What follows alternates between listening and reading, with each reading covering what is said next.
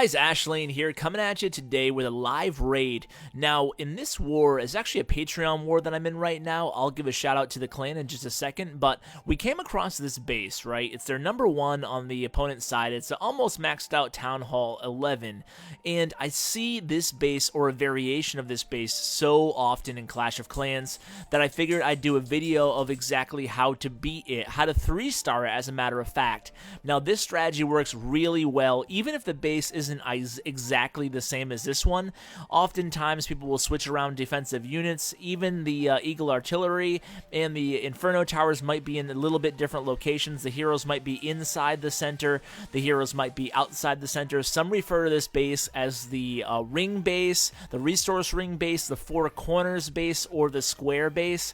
Either way, no matter what you call it, today hopefully we'll get a very easy 3-star blueprint for you guys to follow. Now, I've actually seen this base 3-starred using this method that we'll be attempting before, so I know it has the potential to work. So let's go ahead and review it. We're going to start with the queen around 6 o'clock. We're going to use a couple giants to actually get through and soak up some of the attention of those defenses before the queen has to go in. And then the queen, if all goes correctly, should actually start targeting that barracks outside the wall and start moving towards the western part of the base. Now, sometimes, for whatever reason, the queen might be lured either by the Barbarian King or by, if their clan castle is in a different location, she might actually be lured to the inside of the perimeter of the wall, the interior of the walls, excuse me.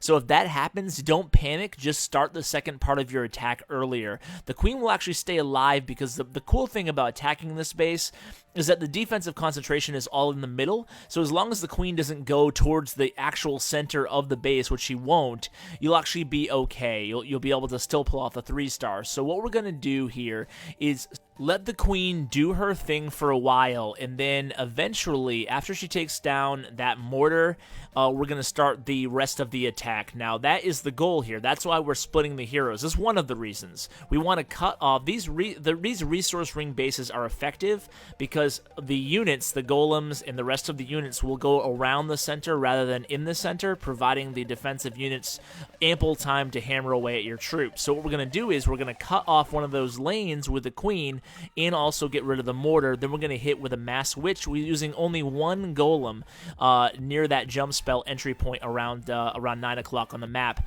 Then we're just going to jump into the center, and everything should be gravy from there. So let's go ahead and hop into the actual game, and hopefully if things don't go exactly as planned, we can adjust on the fly. This method is really good and really effective. So you can see this base has not been hit yet.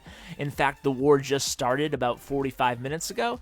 So I'm going to go ahead and hit it fresh. So I don't know what's in the clan castle, and obviously I don't know exactly where the giant bombs are. I'm assuming there might be one we run into pretty early on. That's why I'm bringing the golem to help lead the way on the 9 o'clock entry point. So this is the base, and I guess I am ready. I have my troops cooked up. I have everything ready to go.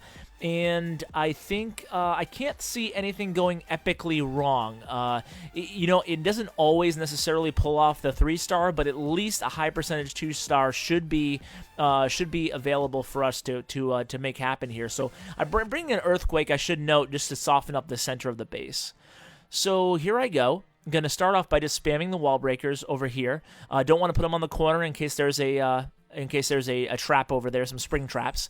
So this is what I do now. I start I learned this from Cybertron and Red Elite. I actually start my queen walks with a couple giants and the healers on the giants. And then the healers will switch to the queen, and the queen will do her thing here. So the queen already not going in the direction I intended her to go, and the air defense targeting my queen. So the queen takes down the air defense. It should be okay. Like I said, if the queen goes in the wrong direction, it's no reason to panic. We're just going to start this second phase of our attack a little bit earlier. She still did a fairly good job at cutting off some of those defenses that will distract the golem and the rest of the troops. So I have my golem down on the map. I'm going to deploy some wizards to help clear out a funnel here for the witches. And it's important to do a very quick deployment of the rest of your troops here. So you'll notice I clumped up the wizards, the witches rather. the king, the Grand Warden, all together. That way the Grand Warden's ability will affect the, he'll stick with the witches. So now at this point, I'm just pausing here. I'm going to drop my freeze spell on the multi-inferno tower. I'm waiting for a giant bomb to appear before I use the Grand Warden ability. Looks like there's no giant bomb in the vicinity, so I'm using the Eternal Tome ability. I'm going to drop down a poison spell. You can see I had to use the Royal Cloak ability on my queen to keep her alive, but now she is alive in the south, and she'll take out the bottom half of the base on her own. And all my witches have free reign in the center here. Even though they're both multi-target Inferno towers, really poses no match to the level 3 witches behind that Grand Warden backup there, using the Eternal Tome ability and the extra hit point buff on the life aura to the skeletons. You can see I have nothing else to do here, so I'm free to just commentate. I just have a couple minions, or one minion rather, left. I'm going to drop the minion down there, and I should be good to go. I mean, I hope I didn't make this look too easy, but I told you, even if things don't go perfectly, it's a pretty easy base to 3-star with this method. It looks like I'm going to have the 3-star unless this wizard tower totally fries everything I have left. Even if it does, I think I'm still going to pull this off. And it doesn't. It looks like we've got it. We've got it taken care of here. The splash damage is almost all dead. My healer switched off my queen. Oh my god, my queen just barely stays alive there, but I would have had it either way. The healer's now switched back to the queen.